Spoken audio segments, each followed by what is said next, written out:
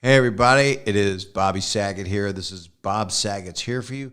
It's a podcast that I love doing. Because nobody else has a podcast except every person listening to this. So I hope you're having a good beginning of a new week.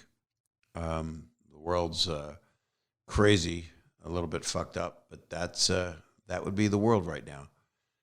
But I'm wishing you good stuff, and I'm trying to put out positiveness. And I've been reaching out to comedians, and they've been reaching out to me. It's just what happens sometimes.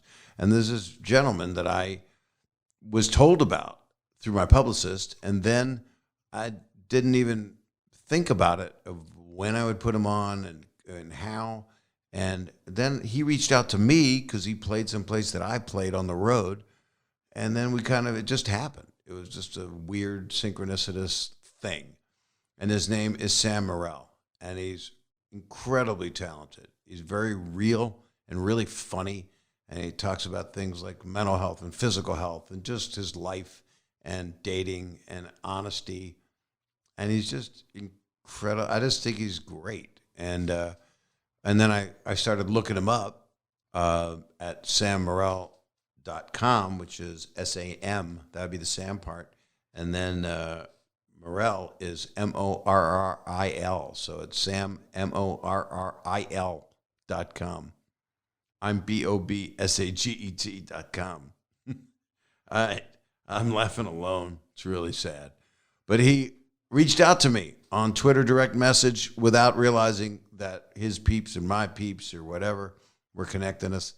And I just got another person in my life, which is really a good feeling right now because we're also disconnected from certain people.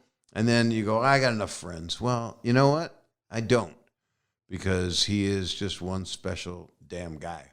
So you want to see his stuff. You want to see Full Capacity, special that he did. He puts out his specials. He's a self-made person. His work ethic is huge.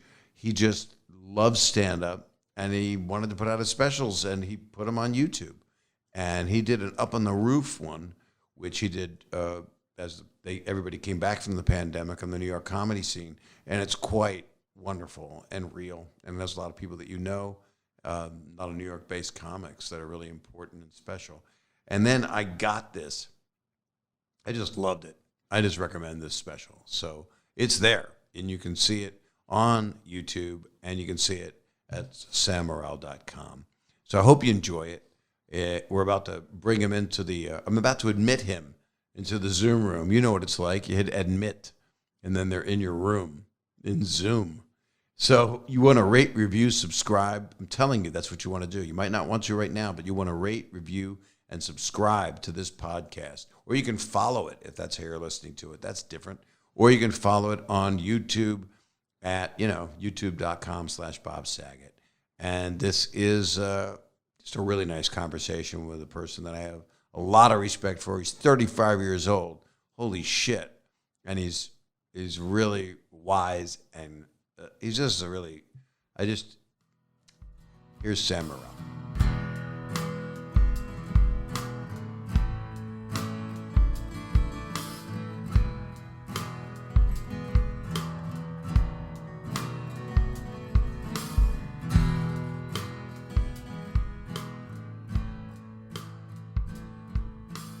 You came up just wanting to be a stand-up, like from the get-go?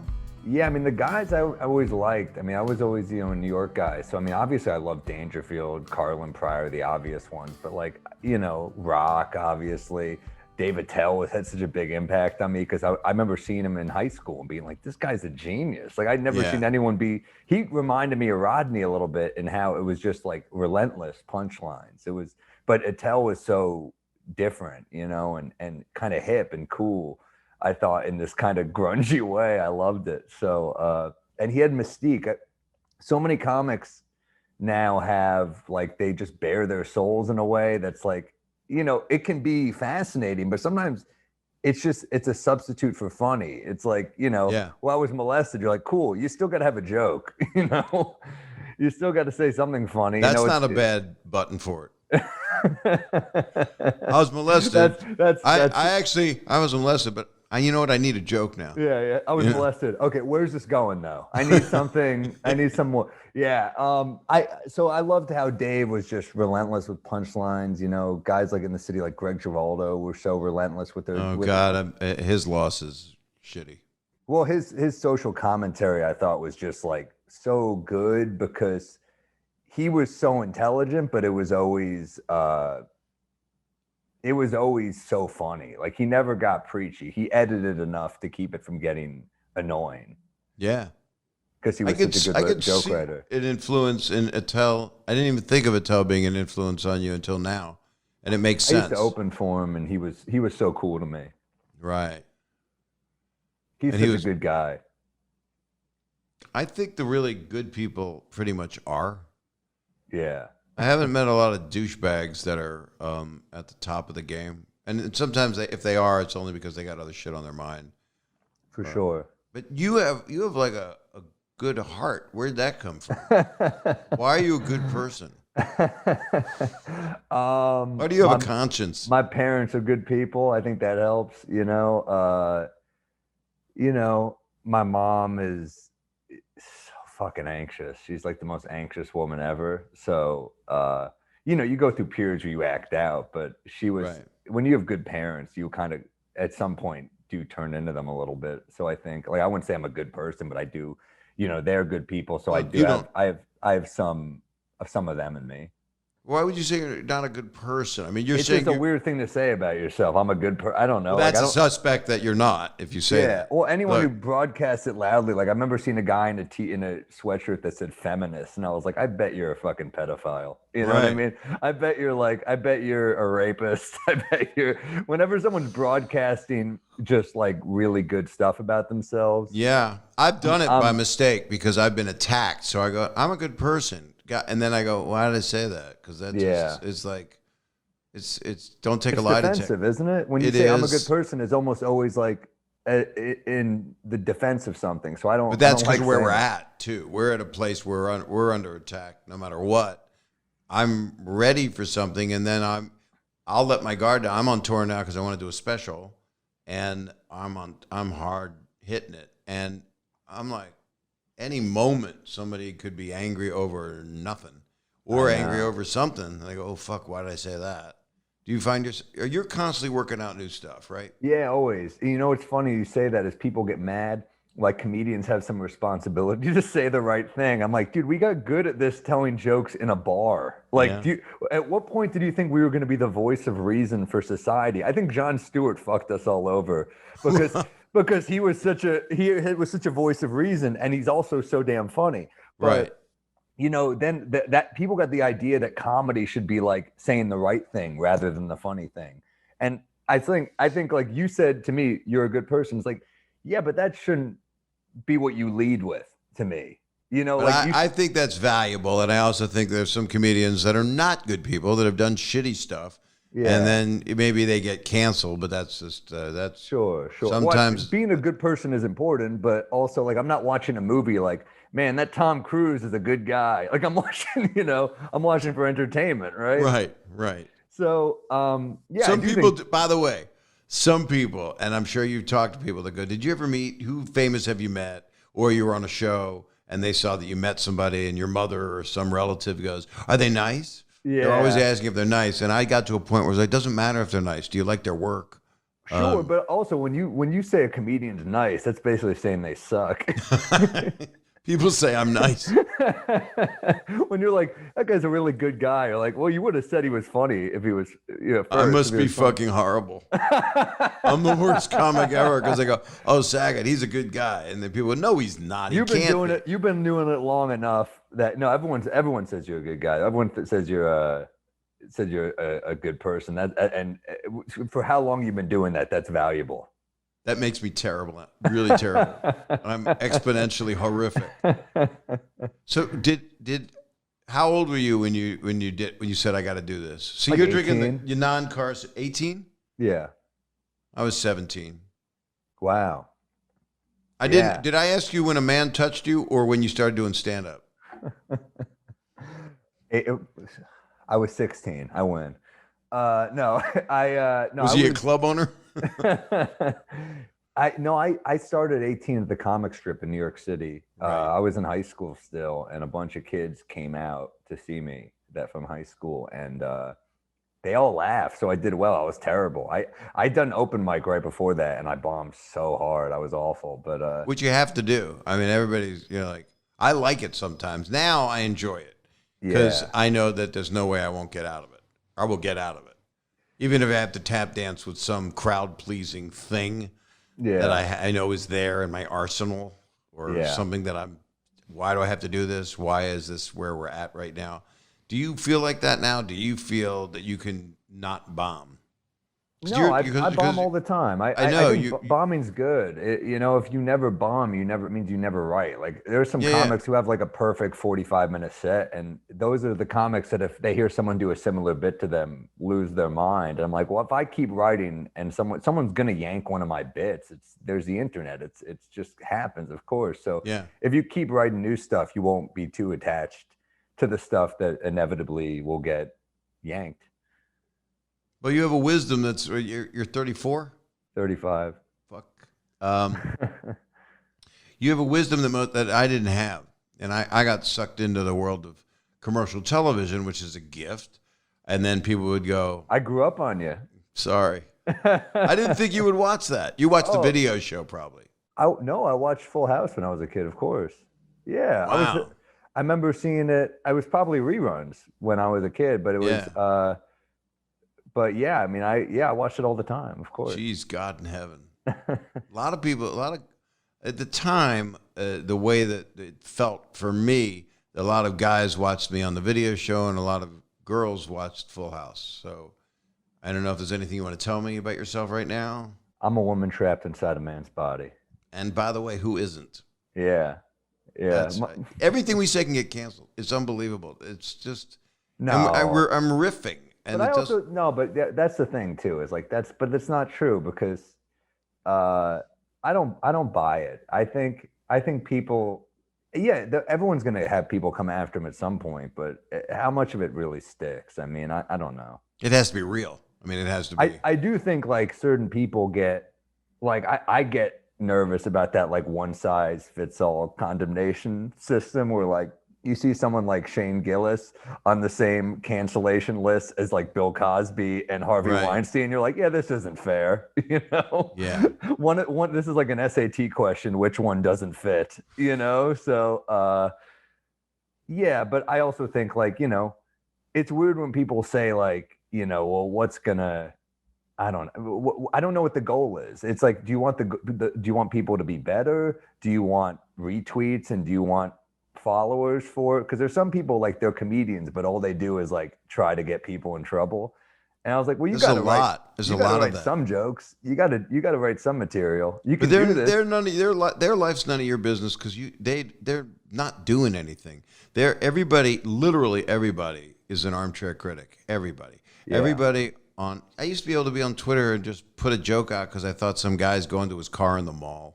And I'll make him laugh. Remember that? Remember when Twitter was people writing like puns, and now it's just like, I still do it. Now it's tattling. Not me. I'll do a dad joke combined with a dick joke, and to me that's happiness, And people go, you're an asshole or fuck you. It's like I just block them. I don't care anymore. If you don't like me, don't. And you've talked like this. I've seen a lot of what you've been doing. You don't have to. You talked about it in full capacity. You don't have to be in the room. Don't go in. Leave.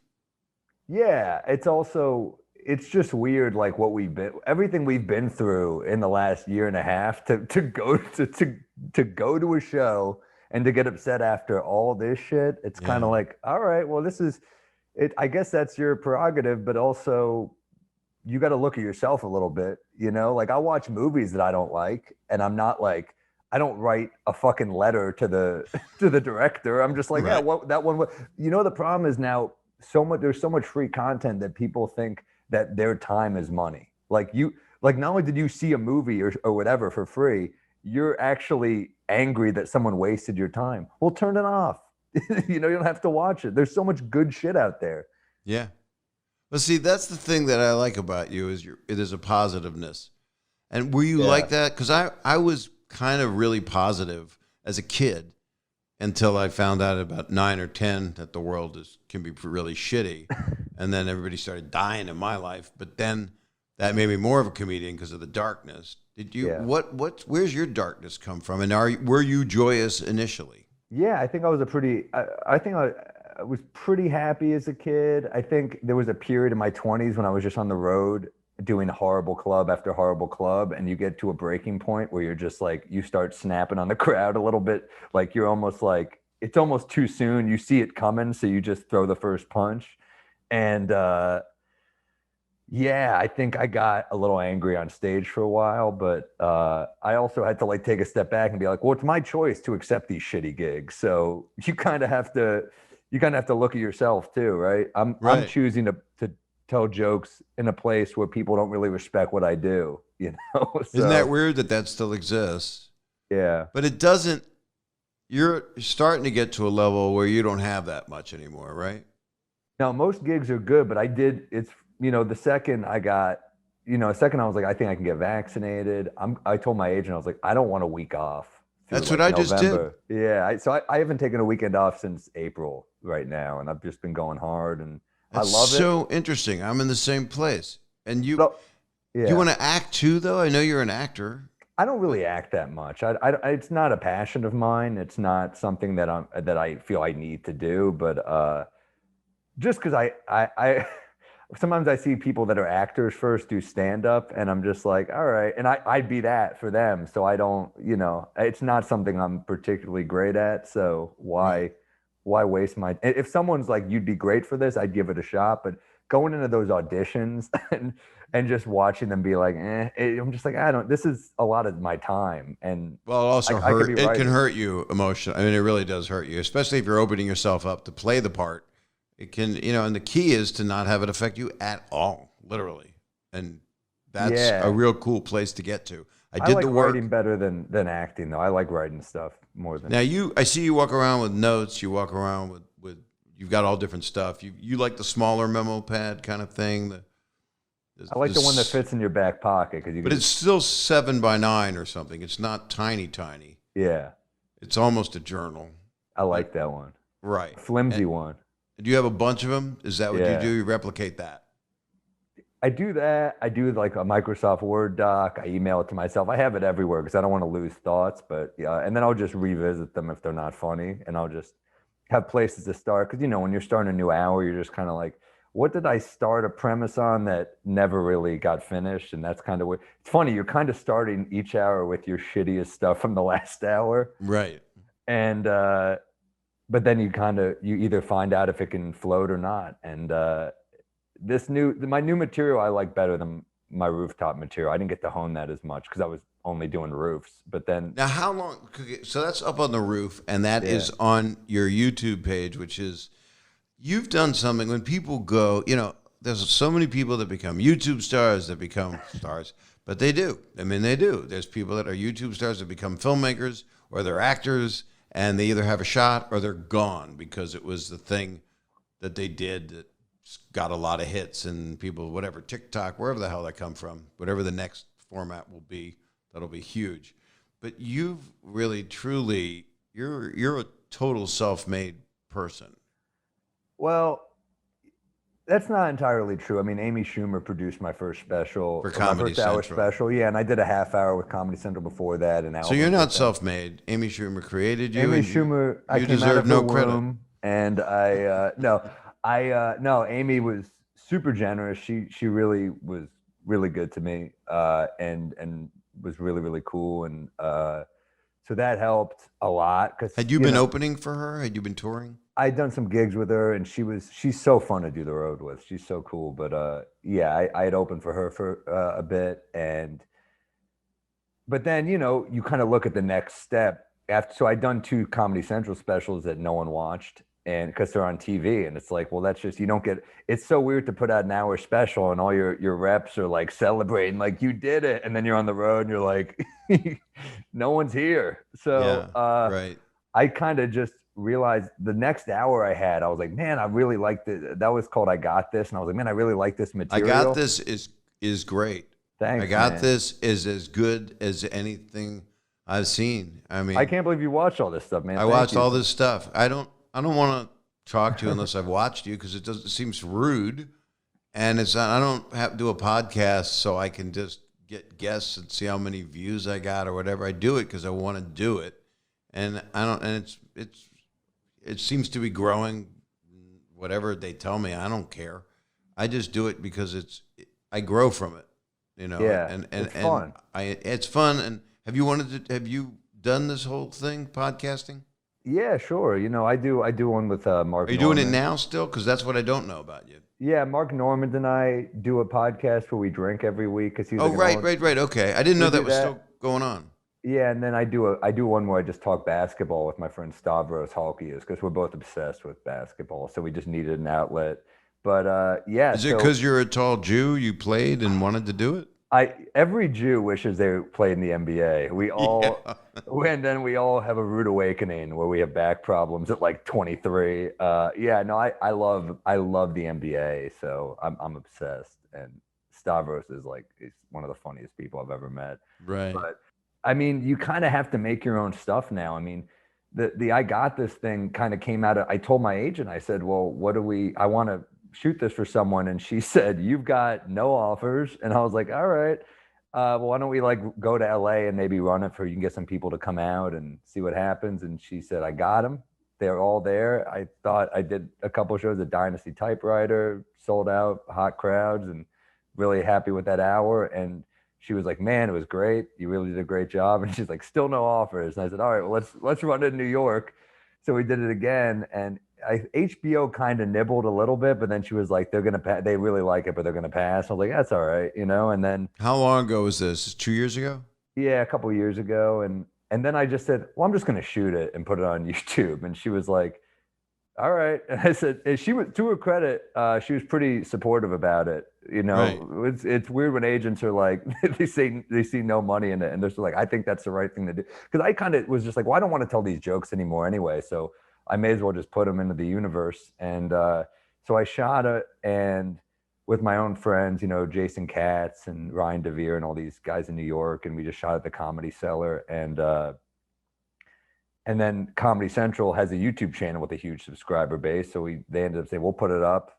And did that take away from your YouTube subscribers? Yeah, I didn't really have the foresight at the time to put work into my YouTube, and I should have, but also, like, you know, that one really helped to get a lot of eyeballs, so it's hard to be too pissed about it. And yeah, it's really, really good. I recommend it to everybody. I still have ownership of it. It reverts back to me. They have it for YouTube for like another couple of years or something. Can you then turn it around and sell it to a Netflix or an Amazon? Yeah. That's what you should do for sure, because it should live on. It's one of your specials. It's a really good, it's a special one.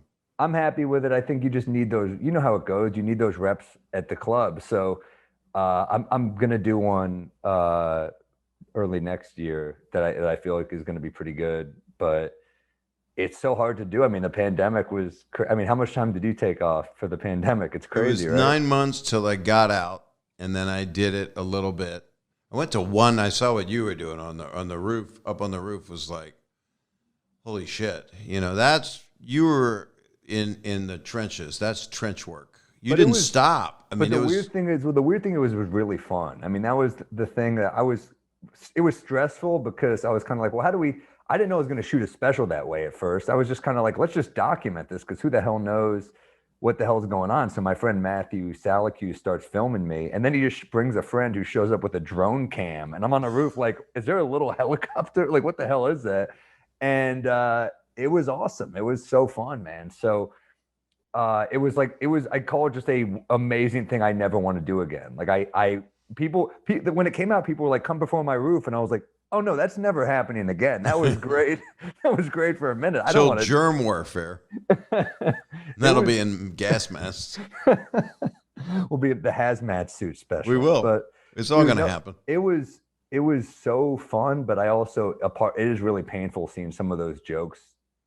You just don't hear laughs on some of them because we're outdoors. So that's a little painful, but I chose to not do. I did one in a warehouse, and I didn't see anybody, and Tom Papa was hosting it, and I saw Greg Fitzsimmons, and Marilyn Rice Cub, who I had done a movie with. I didn't know it was her. She didn't want to say hi. Everybody was scared to death. It was wow. pre-vaccine, and it was in a warehouse, and it was nice, but it was so awkward. I just felt scared. And it was like 20 people. It's so weird. I mean, you realize how unimportant we are pretty quickly. Like it's a real rude awakening. And like, look, I have it all the time on the road. You have those road gigs where you're like, oh shit, I'm just here to move alcohol. You realize that too. Right. But then but then, I mean, look, it went both ways. I also was shocked that people kept showing up to roofs. I mean, I think people had cabin fever. So they're like, get me out to any roof. And some of those gigs were horrible and some were like kind of weirdly magical, that people were like, I'm going to climb a fire escape to see you tell jokes. I've got cameramen coming out. My friend Matthew Salacuse is like hanging off the roof to get the shots he wants. I mean, it was insane. It was the weirdest thing I've ever been a part of. And that was about 6 months of shooting? No, that only took a couple. Like we shot we probably started in September and ended in October, early October. It was just it was the transition, right? Yeah. But we went all over the place. We were doing it every night, and then we decided to really start shooting it because, I mean, that's kind of what you have to do now. You just kind of have to have social media going on all fronts, it seems. Like it used to be like you would tell a joke and it just kind of disappeared. Now you're like, if you have a good spontaneous moment, I kind of want to use it to plug road dates because I just want to make sure people are coming out. Yeah. And then so that's what you've been doing you've been working every night of the week pretty much or 5 out of 7 you work? Well, lately it's been a little less probably because I'm on the road every weekend. So you have a partner. You've got a person. Yeah, and she's a lot of your stuff's not about having a person. Well, we were on and off. The pandemic, we were together, and then we kind of split for a little bit. So I think that was another reason I did the roof thing, is to just be distracted and not be thinking about it. And was it her discretion, as you say in your stand-up, to get back together, and then she changed her mind, or was that someone else? Is that just that was an old? I think that was an old bit. No, that was an older one. That was a different girlfriend. But she was an older girlfriend. No, she's younger. But she. No, I guess she did. I guess that is, she broke it off and she came back and was like, I want to give it another shot. And I was like, all right, let's do it. So that's where you're at now. Yeah, and it's going pretty well. Good. Yeah. So you do less. I'm married, and I got married 3 years ago. Cool. And I was, and she's working, so she's away. And how many times can someone see your stand-up, And people think, when I would date people would think, oh, this is so much fun. You're going to be out, you're going to party and stuff. No, it's and work. Then it's like, yeah. And then it's also tough when even friends come out, you're like, this is work, Yeah. Or you're on the road and you see family members or people you haven't seen in years and they want to hang out. Come over for dinner before your show. It's like, I'm going to be eating at 11 a.m. and then I hope to take a dump before I go to do my show. That's my day. Exactly. Yeah. Oh man, I had the worst food poisoning in St. Louis. What happened? I was St. Louis sounds like a dream all around. That was a tough weekend, man. I was so sick, to the point that I was so sick in the green room bathroom, we had to hand a note to my friend Gary Veter, who was on stage, and be like, you got to stretch. Sam is not well. So I was just like struggling. First night I had to kick the door in. And the second, and it's perfect. The first night I kicked the door, and the second night, now the bathroom doesn't have a lock, and I'm crapping my brains sliding out. Door. It's like awful. It's opening a bridge table. It just doesn't make any sense. No sense. But tough weekend. And also it's like, it's my fault for getting food poisoning.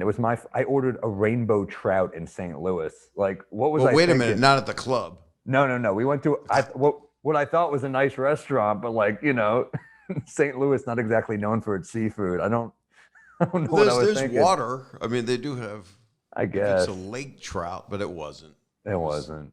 It was bad. It was probably on a truck for a week. It didn't even taste good. As I was eating it, I was like, this is bad. And I still finished it. Well, that would be a lesson learned. That's the person that comes over. Does this smell like shit to you? That's like, don't smell it. Yeah. It's my fault.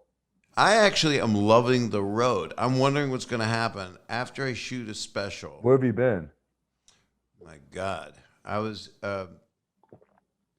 in some of the same places you've been in. I was in Portland, and then I did a private thing with Stamos in Jersey, and then I went to Raleigh, and I had to drive a car to Raleigh because the plane wouldn't take me, and I never would drive. It was like 40 years ago, I would have driven, 7 hours. Is it kind of fun, though, that it takes you back a little bit? I loved it because I had like a bitchin' car. I don't know what I got. The guy just rented me, Bob will take care of you. Everybody's nice to me. That's a gift, I kind of can't accept it sometimes. Like, it's hard for you to take compliments. And so when people say nice stuff, it's like, thanks, And then I drove because I had to get there. And I grew up in Norfolk, Virginia, so I passed Washington and Richmond and Norfolk and all these places. Then I went to Raleigh. Then I came back to LA because I had to work. And then I went back to Charlotte. And then now I'm gone to Tampa because I didn't even want to do this place, but I'm happy I'm doing it. Where are you doing in Tampa? Tampa Improv, which is, okay. I was just in Clearwater playing a theater there, and I loved it. Whatever, Ruth Eckerd Hall or whatever it's called, and Capitol Theater or something. And that was in July. So they called me and said, "You want to do time? Do you want to do 4 shows Friday, Saturday?" Where? Tampa Improv. God, I haven't been there for 15 years or something. Great comedy crowds in Tampa, man. There actually are. They're really great. I play a club, Side Splitters. I played it every year for like the last decade, I feel like. And this guy, Bobby Jewell, used to run it. Classic, old school club owner. Always says the racist thing, has a toupee, he's shit-faced off his ass, but he's got a charm about him, like he really is funny. He'll just like pick me up and go, "You liberal Jew queer." I'm just like, all right. He's so lovable.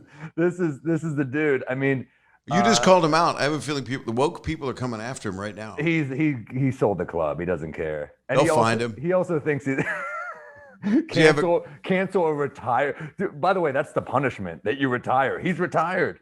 He's not working, but he was so funny. Like I remember we were there one weekend. My friend Raul Sanchez is opening the shows, and he really funny guy. So, Mexican guy who served in Iraq, and he talks about it on stage, and it's hilarious. He's one of those dudes who just is that real about it. And we're drinking at the bar after the show, and Bobby is like, the owner is like, Bobby's like, "Hey, Raul, what tribe are you from?" And he's like, I'm like, "Dude, you're not even being racist about the right group right now. This is how off you are." And Raul is the best line. He just goes, "Airborne infantry. What about you, Bobby?" And Bobby just goes, "Well played." Yeah. Takes a sip. I was like, oh man, that was like out of a play. That was beautiful. You seem to have what I had when I started, and then I didn't have it that much because I didn't love. I mean, you were on Last Comic Standing. Hated it. Right. And I could never. They asked me to go on Star Search. They asked me to host Last Comic Standing. They asked me to be a judge on Last Comic Standing years back, and I just don't like competitions. They're terrible. Especially for comedians, because it's painful enough. But you do whatever it takes to work. I mean, that's the thing. Is like, I used to do the March Madness style bracket one where one guy is on the stool and the other guy's telling jokes, and then you have to switch and the crowd applauds. But Last Comic Standing, what happened? What was your experience? It was pretty bad. Reality TV is just terrible. I did America's Got Talent too. They're just not good experiences. AGT was, I would say, worse because I made it another round on AGT. But, it's like, Last Comic, you're just around nervous comic energy, but AGT, you're around nervous everything energy. So it would be like a nervous parakeet next to me. It was just like the worst. I get anxiety. So I'm texting my mom, like, "Mom, I'm freaking out. Like, this is horrible," when I'm doing AGT. And she'll just text back, "Read a book." And I'm like, "There's 2 fat people dancing Mambo No. 5 next to me. You think I can just like get lost in literature? This is terrible." Read a book. That's what my mom will say. Like, she doesn't understand. So you need to put on 3D glasses and hallucinate. Well, Last Comic, I was kind of in and out, so it wasn't that bad. But AGT, It was brutal. I remember like they fuck with you. They at But one point, Howie Mandel's a sweetheart but about he's this. not. You deal with him when you're on stage for like a second. It's you're Right. dealing with producers the whole How rest of the was time. he with you? Very, very, very nice. Could not have been nicer. And you know, and then I saw him in Montreal after, and he came over to me and said, "You shouldn't have been eliminated. That wasn't fair." And I was like, "All right, that was. I mean, that's cool." But But I do you want to win that? That's the question. no, you don't. But the weird thing is that show gets so many ratings that when it came out, I was like, I don't know if I ever got more messages. It's crazy how many people That's watch that show. But they're not really the fans you want, is the thing. It's like, it's well, not really they my are audience. if they add. If you're playing a theater and then you've got your fans, Right. comedy files, and then all of a sudden you've got these people that love commercial television, and they're coming into a new. I get that now more than ever because of the combination of careers that I've had, and so they're like 65-year-old nice church-going people that are watching me, and And they're shocked by your act. not really because I'm different now. It's kind of Yeah. a nice blend. I've found something, and I'm saying relevant stuff. I mean, I'm in an interesting place where I'm loving it, and I didn't expect to. But you haven't lost your passion because that was your MO from the start of where you came from. I feel very lucky. Like I definitely, this has been the best time on the road for me. Like that, I put out 2 specials during the pandemic that came out. So it's kind of like I'd never had, and they're on YouTube. So certain markets people would come out for me, but now it's a little more consistent. So it's just, with a lot of comics, end up doing the same 45 minutes forever because they're only doing hell gigs and you can't write at hell gigs. So when It's scary for them to grow. It's scary for them Sure. to, I mean, I that's what's great about doing a special. You got to get rid of it. If you Yeah. come back, I remember playing the Wellmont once, which is not far from Rascals, right? Oh, is that in Jersey? Yeah. It's a nice theater. I've never been. And it's good. They have music acts, and it's a really good theater and good audience. But I remember I was exhausted. I was doing gig after gig, and I had just done a special, and I was still doing about 2/3 of what I was doing was the special, and I was opening with a new 20, and then it would go into the rest of it, which was, it's stuff they'd heard.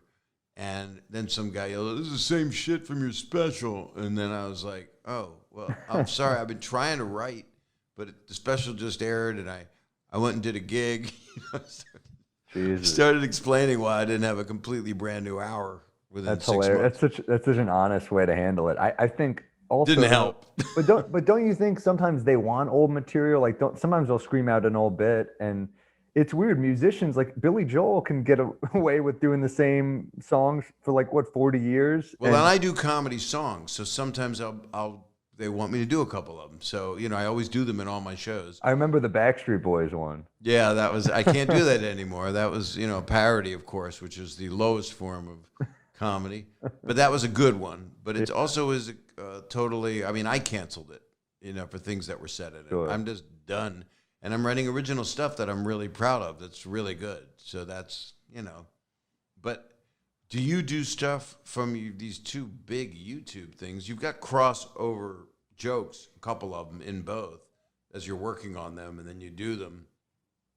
Yeah, I think I'll do. I mean, do you do them on the road now? Some of the stuff you have to, right? I have like a new 45 or 50, I'd say, but I have and I like it. I think it's going to end up being better, but I also, I'll do some old stuff at the end just to make sure it's a good show, but I'll try to play it off more like, all right, let me do some old stuff. I'll kind of just say that, Right. So I'll do and then sometimes people will scream out a bit and I don't remember that. Like they'll be like, White Knight story. I'm like, I don't know. I blocked it out. I don't know how to tell it. So I said that? I'm sorry I said that. Or they ask for things I have no idea, and then I remember. So you are a person that is wise enough to have used therapy to help. Yeah. Me too. Took me a while. I had to get pushed back into it. And I heard that to where some of your comedian friends use the same shrink. Yes, Alan. There you go. He's a great guy. I love him. He's very, very smart man. You want to say his phone number? Maybe we can help some people. But he's helped you. Has he changed your life, you think? Yeah, I think so. I think he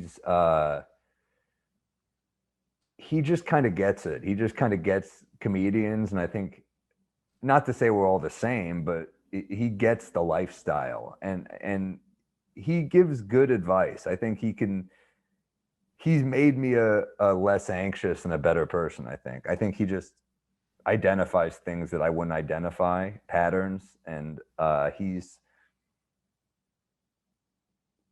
definitely made me more aware of my stuff. You know what I admire about you is there's a centeredness to what you're doing, and I'm sure there's mania going on, but you can't help but have a calming way about you, which is, it's like, it's some people fake it, but there is something that seems through the whole pandemic, the up on the roof thing, to your special, there's something calming about how you do it. And there's a few people that I like Mark Maron, who does that. And just, you feel like you're in a living room with you, and that's just who you are. But it's a really interesting facility. Thank you, man. Yeah, I think it was just kind of like, I get nervous and I get anxious about stuff, but also my dad is like this, where he just can't not be working. So I probably get that from him on some level, but what's his job? He's a lawyer, but he years ago got politely asked to retire because of his age, and we kind of all thought he was going to retire, and he just started his own arbitration firm by himself. And Good. That's what you're supposed to do. And it's been very successful. So he's nonstop. He's like the dude that works all day and then is like, let's watch a movie, and is asleep 3 minutes into the movie. Like, he's that guy.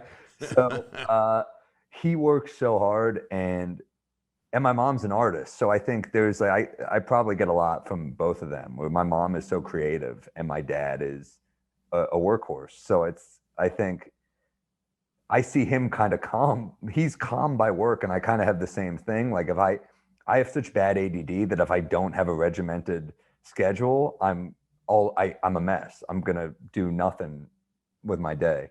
I'm the same way.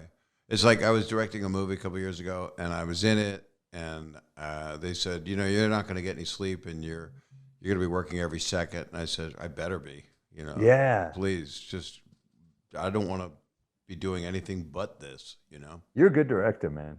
Oh, you're really nice. Dirty Work it's such a classic. That's such a classic comedy, man. That's like, thank you. That's when I saw in the theaters and was like, man, that's crazy. I saw we made it for you. We made it. We did. Yeah, well, I saw it at the end, directed by Bob Saget, and I was like, what? That was one of those where you're like, what? Bob Saget? Norm said the same thing.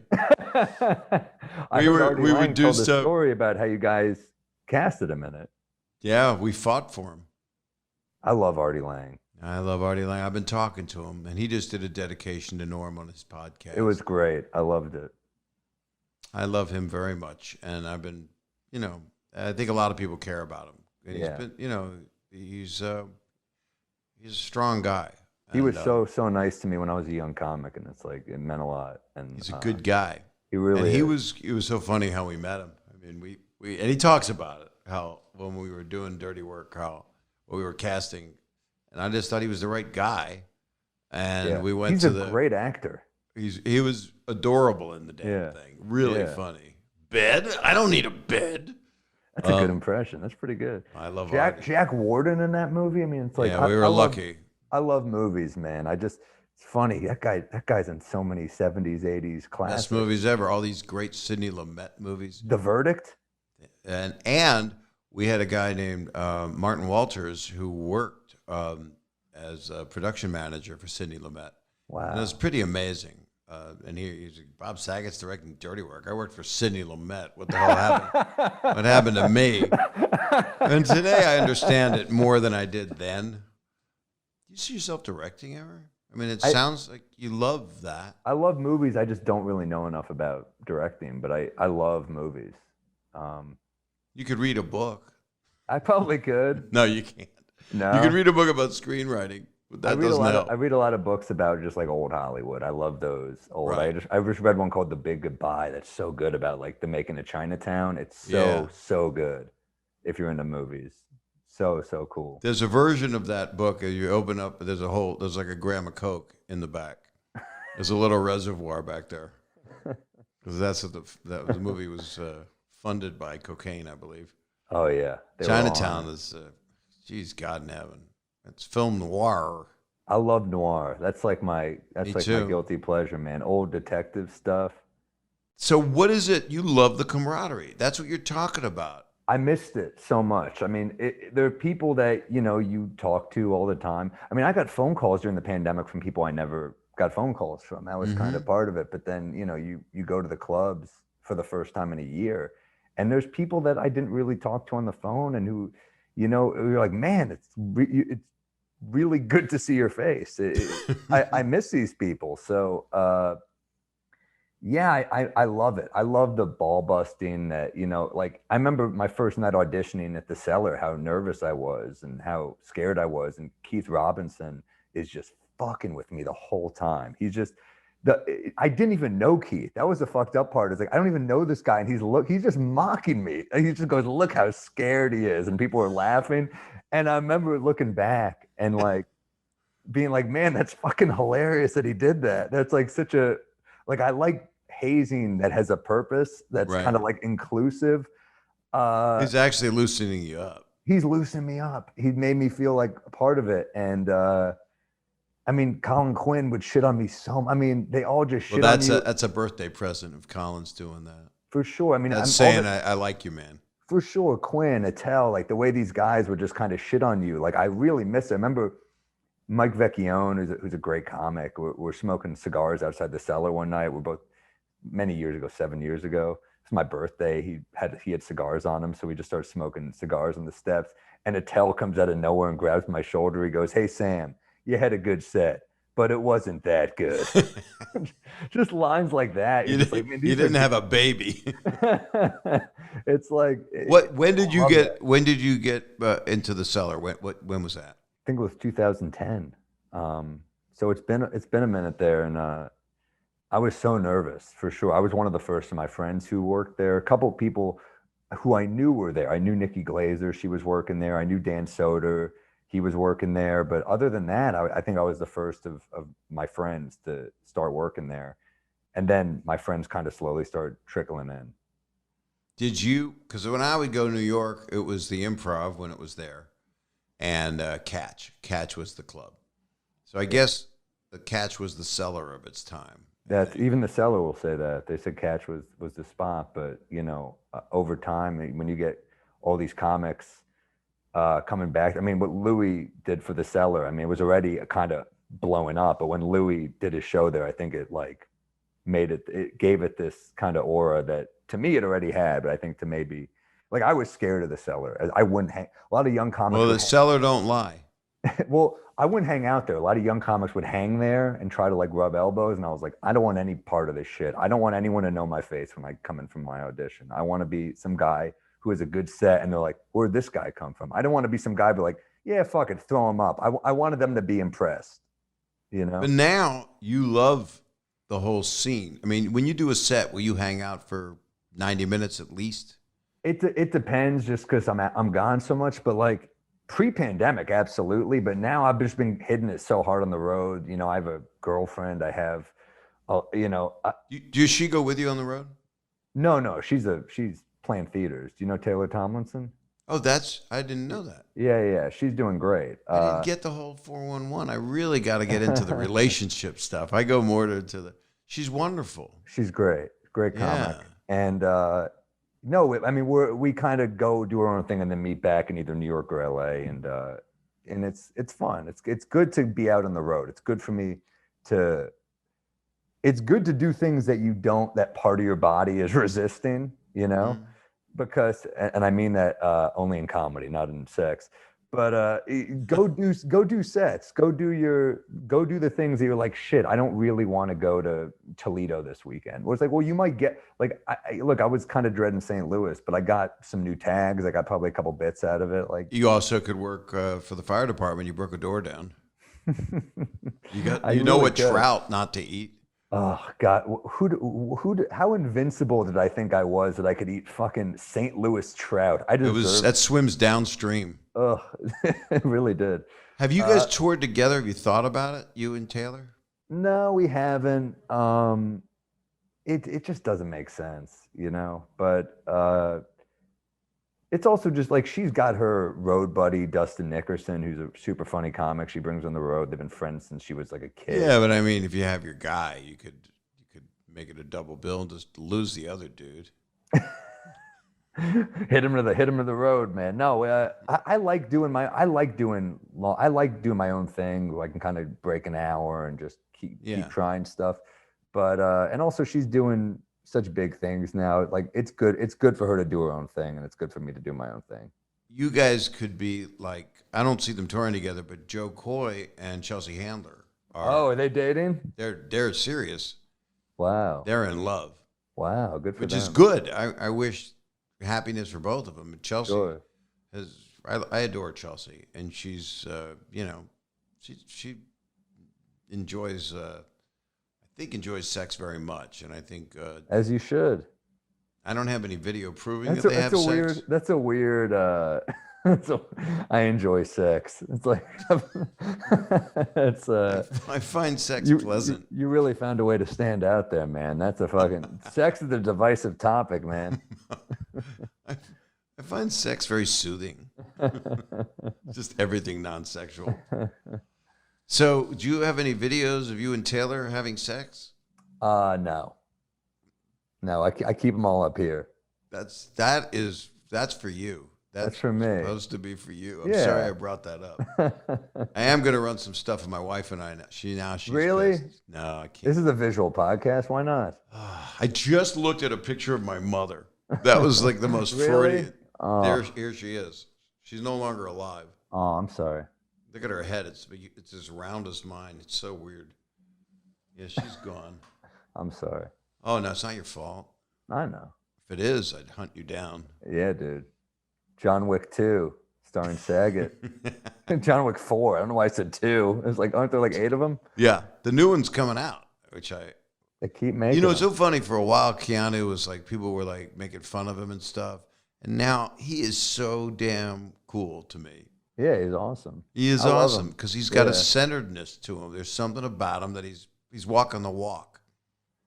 Yeah, and also John Wick is like, name a more fun movie. I showed it to my girlfriend and she was kind of rolling her eyes for the first 10 or 15 minutes. And I was like, let it sit. Right. And by minute 30, she was like, it's pretty good. It's unrelenting. And it's just, I love that. It's self-aware and it's silly and it's awesome. I love the whole Continental thing. I love like a murder hotel is hilarious to me. Hitman. It's like that book. You ever read that book, The Hunter, the Richard Stark book? It's like a whole hotel for like mobsters. They all have to pay dues. It just shit like that cracks me up. Like quirky, weird, offbeat. I love that shit.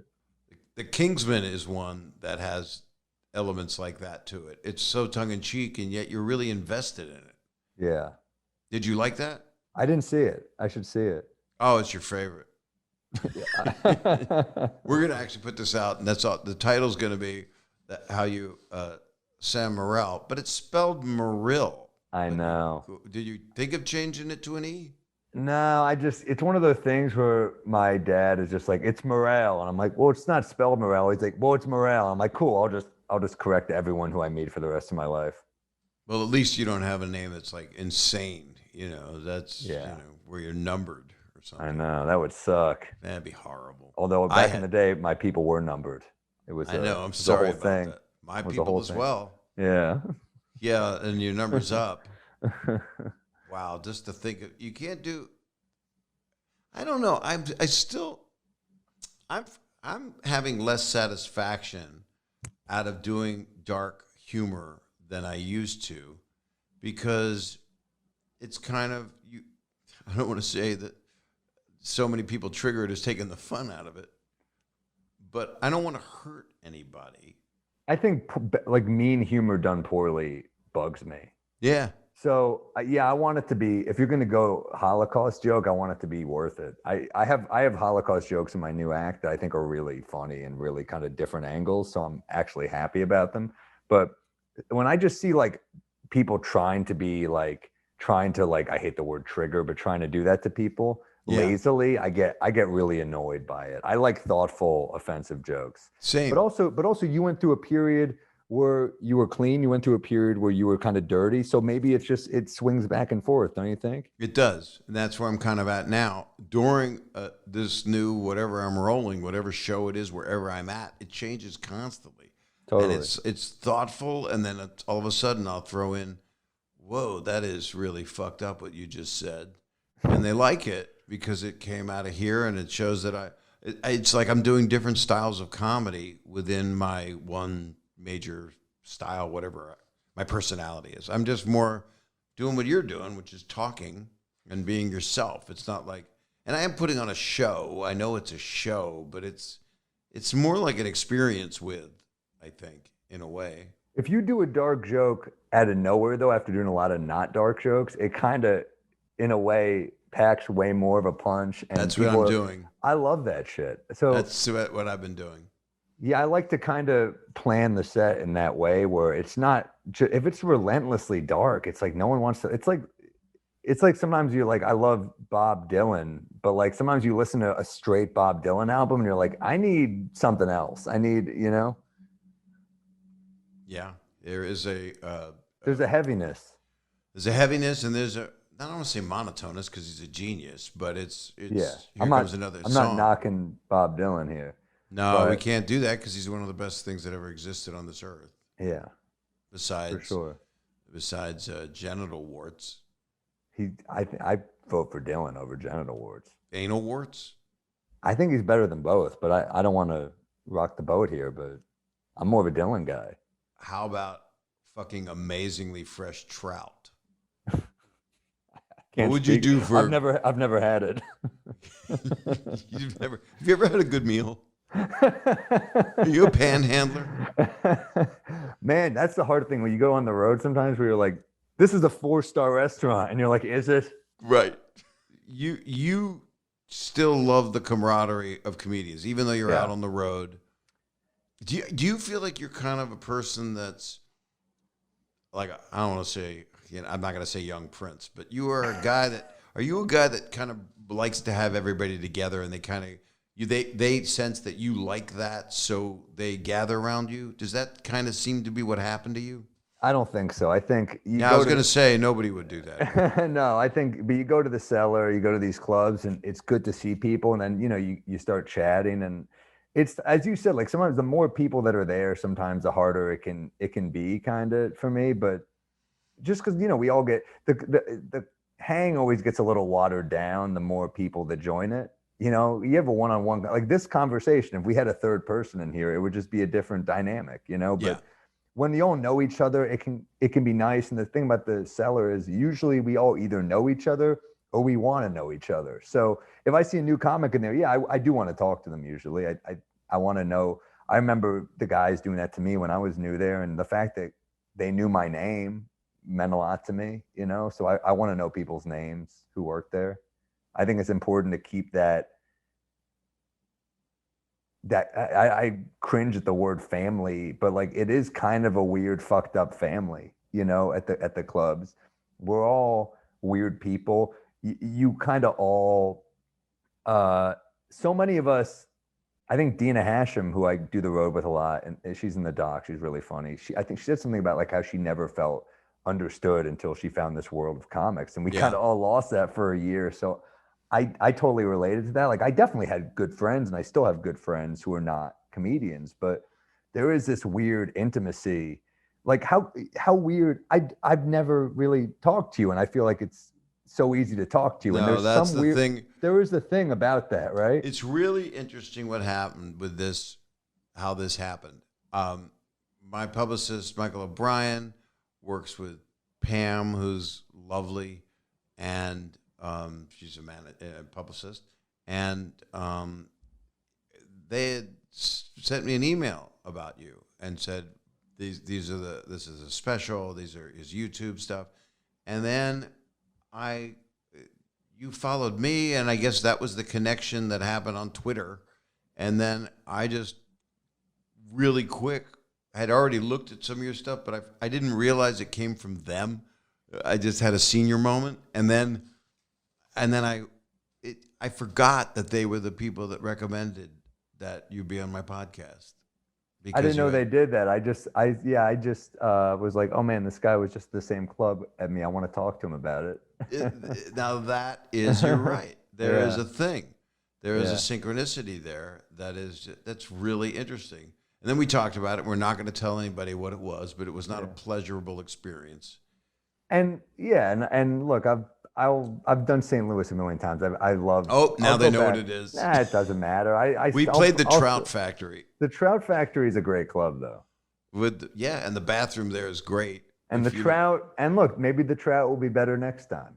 You know, I don't think so. I mean, who eats trout anywhere? It's like when you're saying the 4-star restaurant in a hotel is basically, they say, well, our chicken's great, and they give it to you. It's the ones that's injected with air. Yeah, that you would get in a frozen food section.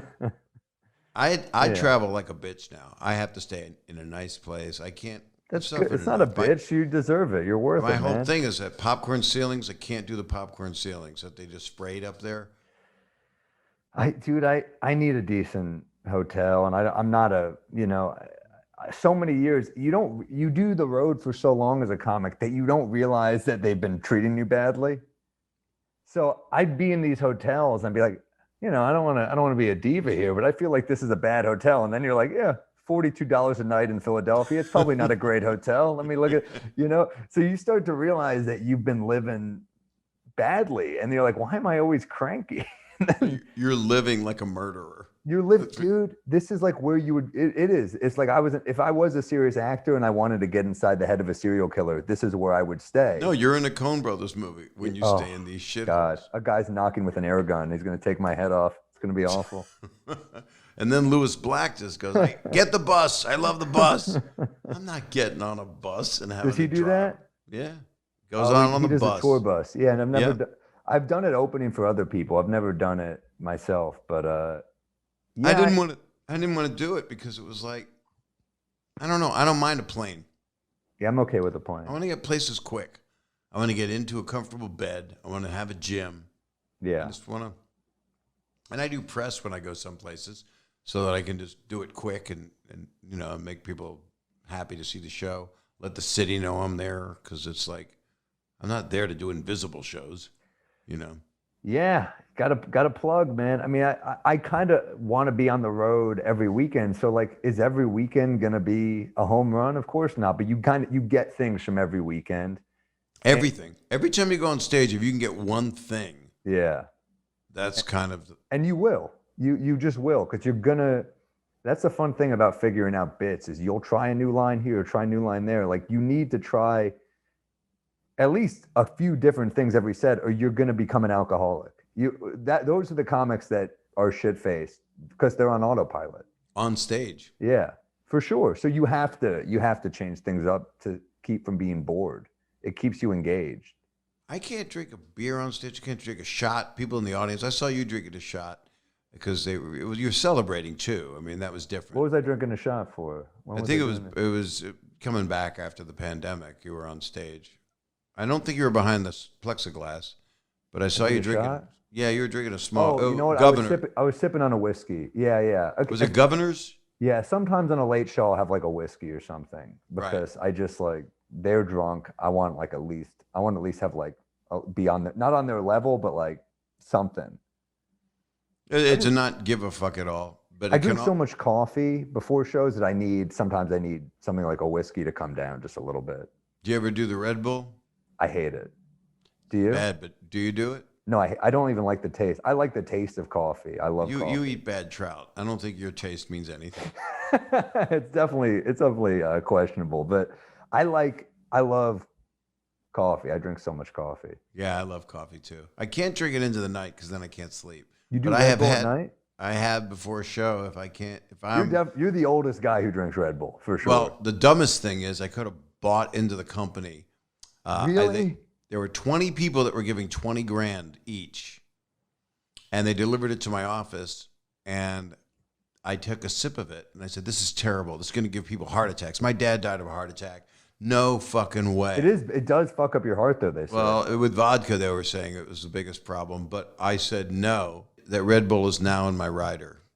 Wow. Because if I can't get it up, I'm not doing coke. I'm not taking pain pill. Nah, you got to do. And also, it's like, I think you just learn to do whatever it takes to get up for the show. So it's like radio. Sometimes you got you just 3 coffees. Guess I'm not sleeping today. It's just kind of how it is. I only drink 1 coffee if I'm doing morning press. Do you go back to sleep? I do. I force myself. Even if I'm just laying there for a couple hours, then I'll go do some cardio at the gym if I'm not going to get COVID from the people that are creatures staying at the hotel. But I stay in usually a really nice place, so they bring the equipment up to my room. So I'll do Pilates in my room. That's smart, man. I got to start doing more of that stuff. It's just good to get the blood pumping, and sometimes I don't do anything. I'll just do a couple quick dips on a chair, because triceps are really important if you're going to hold a mic. It is, dude. Sometimes I see a comic and they look weak, and I'm like, this dude's not funny. You got to be shredded if you want to make people laugh. Shredded comedians. There are a few of them. It's weird. I'm I don't know. I change formation every couple weeks and turn to a different human. It's like, wow, I had a sick relative. I was drinking that week. My head is a pumpkin. And then the next week it's like, oh wow, you look thinner. You must be happy. Yeah, well, it's weird. When I see a jack comedian, and they have bad material, I'm like, you're focusing on the wrong thing. Right. You're doing a lot of push-ups, but you're not editing jokes ever. Well, Joe Rogan's an anomaly. He's out there doing. Well, he's almost like the Dwayne Johnson of comedy, or that dude just doesn't stop. Like, to be that, he just must not sleep that much. I don't know. I have a feeling he does, because he works out so fucking hard. He takes that brain fuel or whatever it is, and then he is able to sit in a sauna and then an ice plunge. And it looks fun. That part, the working out looks horrible. But whenever I see him post something in like a sauna, I'm like, that's my thing. That's my. And he's got the eyes, the crazy eyes, and then he's eating deer meat. It looks elk, fun. A knife and an elk chest, and then he eats that. I would imagine he sleeps pretty good.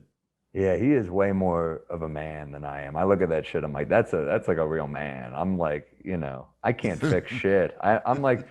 You're not good at things. You're not a MacGyver type guy. Oh my God, no! I'm like, I am. Are you really? When my daughter was like, I need a new laptop. This years back. I know you don't, and I would get the jeweler's screwdriver for Max, and I'd open up the laptop. Yep, put in new RAM.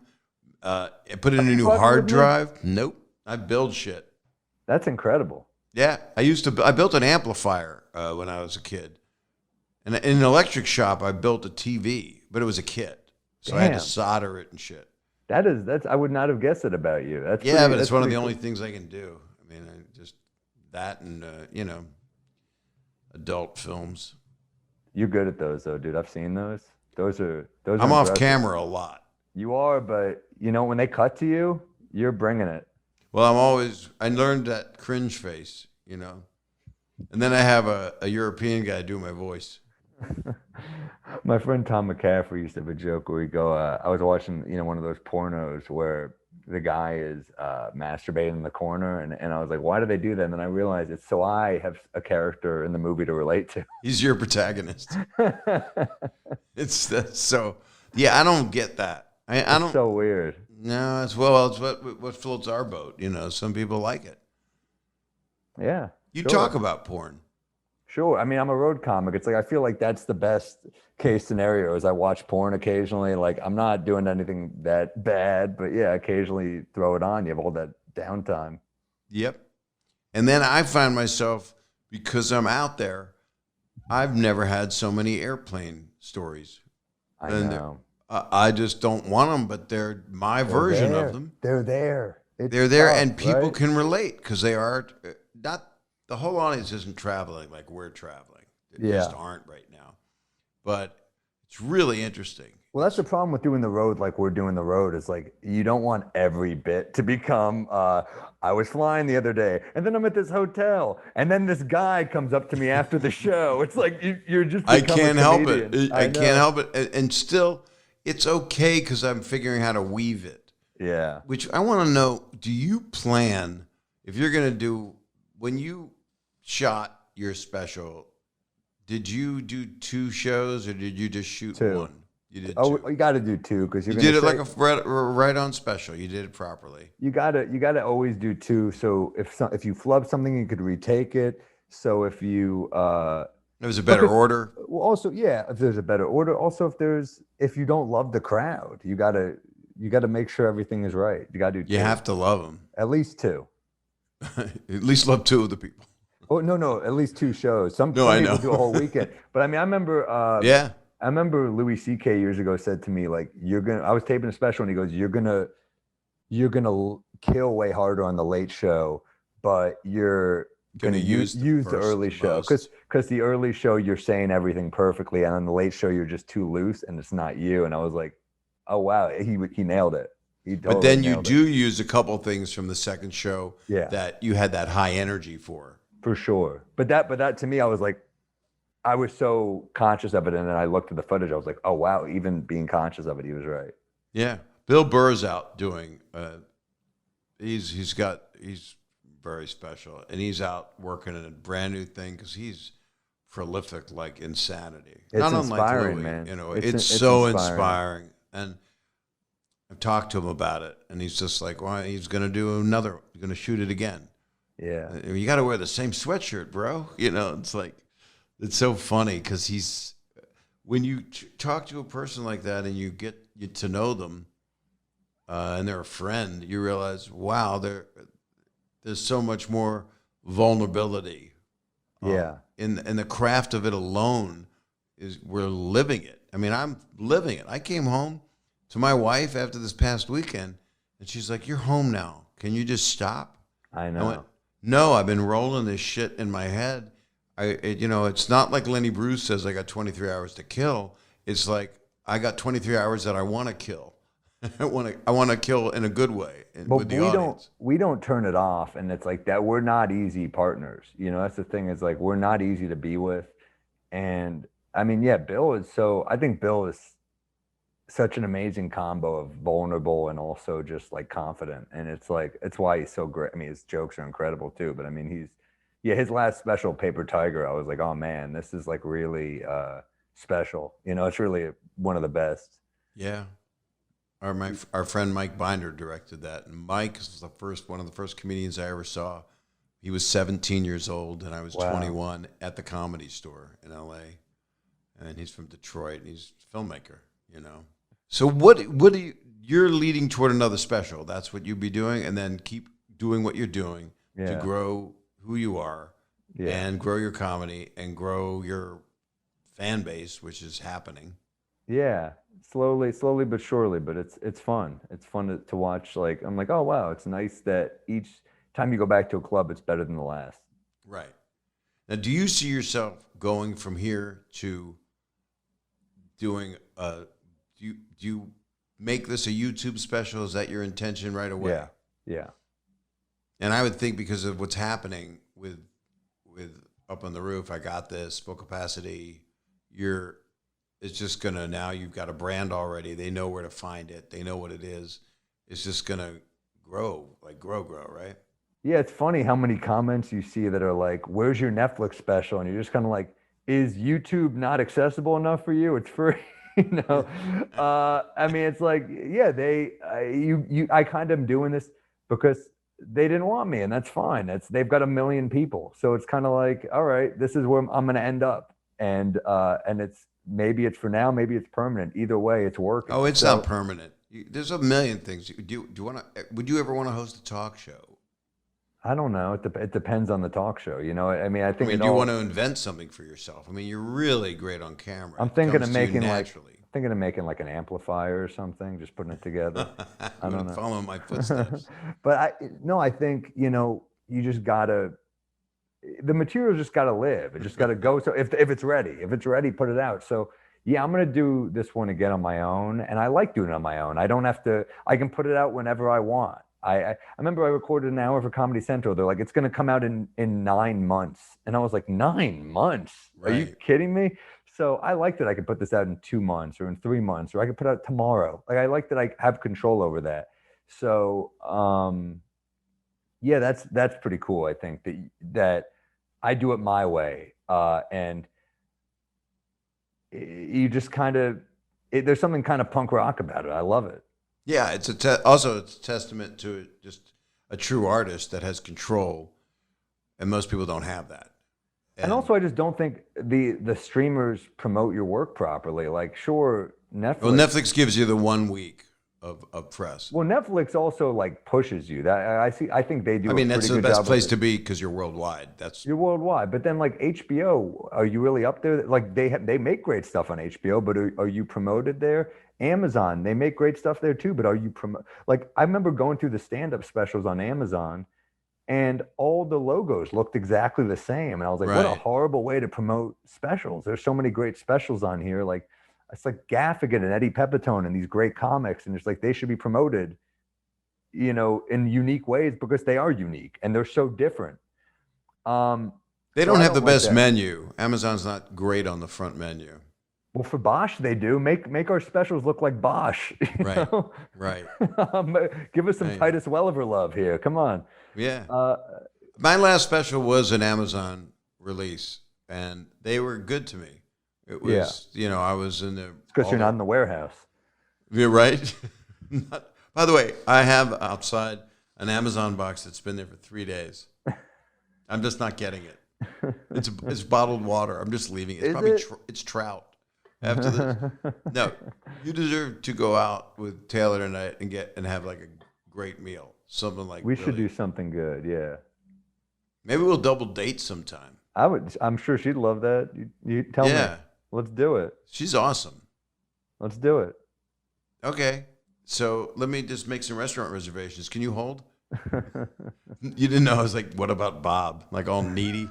That's what I do with all my Oh, guests. that movie is like, speaking Yeah, of therapy, that movie, man, there's like no, I feel like they don't make comedies like that anymore.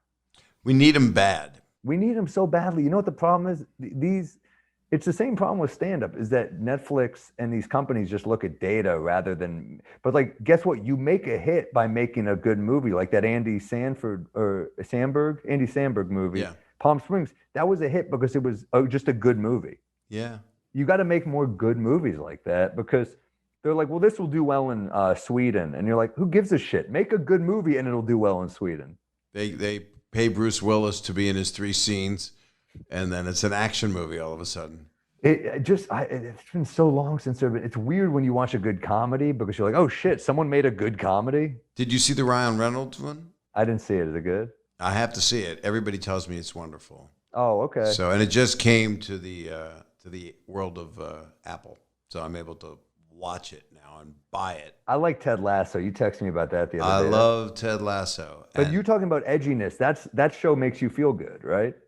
it does, and yet it does deal with. I mean, therapy is a big part of it, and dealing Yeah. with your demons. And Jason Sudeikis is an unusual talent, Yeah, I love him. very special, very very special guy. It's basically Ned Flanders goes to Europe, and that's basically like the pitch, right? I mean, it's unique, and the guy who plays Roy Kent is like, Do you know the story on him? He was a uh, writer for the show, and he said, "I wow, think I'm Roy Kent."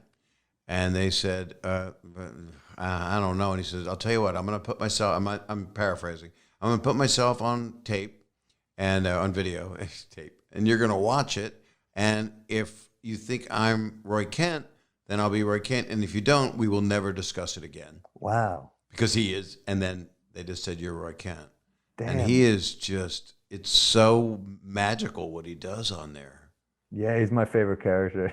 He's So so much, good. yeah. He's because he's badass and he's got such a big heart, and he's a real The arc on aging his. star too is like there's something so lovable, like there's something so vulnerable about that out of the gate, and then you have the fact that he's kind of lost it. He's lost his fastball, but he was the guy. I mean, there's something I love just that out of the gate. You kind of like him for that he was the man, and now he's fallen off. Are you caught up with the second season? Yeah, we just caught up.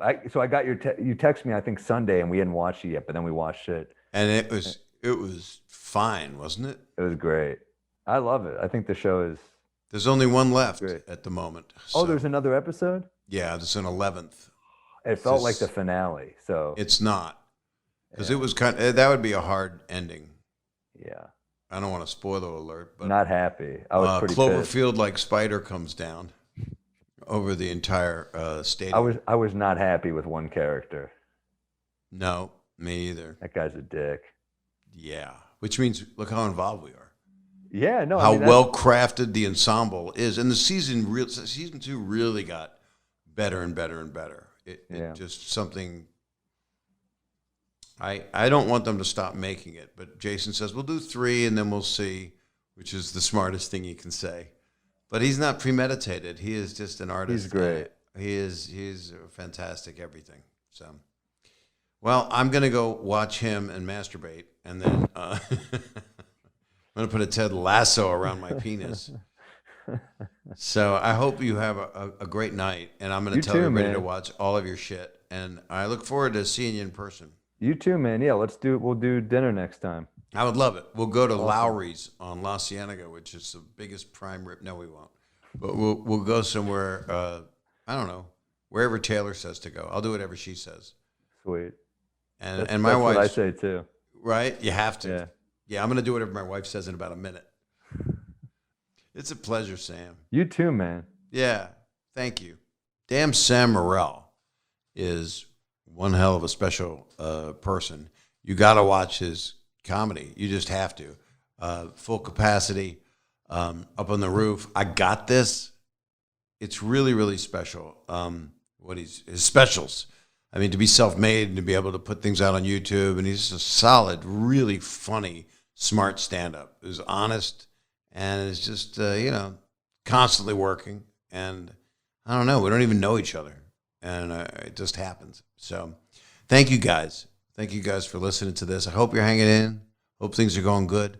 I'm working my ass off. I got to work my hip flexors off. Maybe I should get things replaced. I don't have anything to replace. I haven't had a hip replacement or anything. Might get my asshole replaced. What? Well, what if I am never mind. I don't want to upset you at the end of this thing. Do what you got to do with this. You rate, review, subscribe, or follow it, or go to the YouTube page, which is youtube.com/Bob Saget. This is Bob Saget's Here For You. I'll be on the road. Go to bobsaget.com. I'll be on the road till I shoot the damn special, and then I'll probably continue for a while because it's hard to put the brakes on after you're having a blast. And I'm loving stand-up. So take care of yourselves, everybody. All the best.